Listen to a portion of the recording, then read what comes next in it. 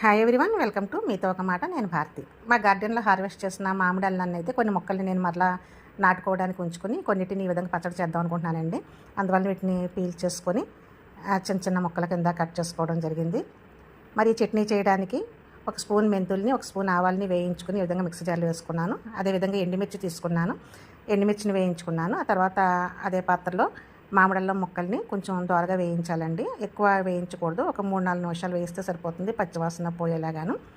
అందులోకి దీనికి తగినటువంటి చింతపండుని ముందుగానే వేడి నీటిలో నానబెట్టుకొని ఉంచుకోవాలండి.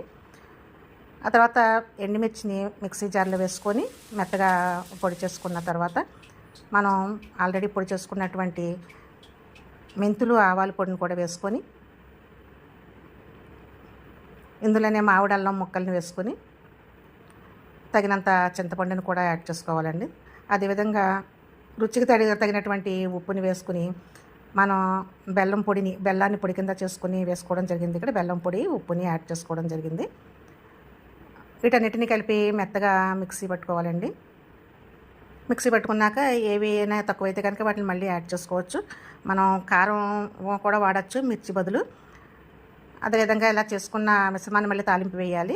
ఆ తాలింపు కోసం పచ్చిశనగపప్పు, మినపప్పు, జీలకర్ర, ఆవాలు, కరివేపాకు, ఎండుమిర్చి, అదేవిధంగా కొంచెం దంచుకున్నటువంటి వెల్లుల్లి రెబ్బల్ని వేసుకొని ఈ తాలింపు దినుసులన్నిటినీ కూడా నూనెలో వేసి వేయించిన తర్వాత స్టవ్ ఆఫ్ చేసి కొద్దిగా చల్లారిన తర్వాత ఆల్రెడీ మనం మిక్సీ పట్టుకున్నటువంటి ఆ పచ్చడిని వేసి కలుపుకోవాలండి.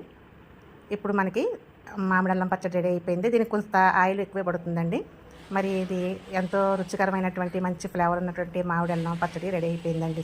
Thank you for watching.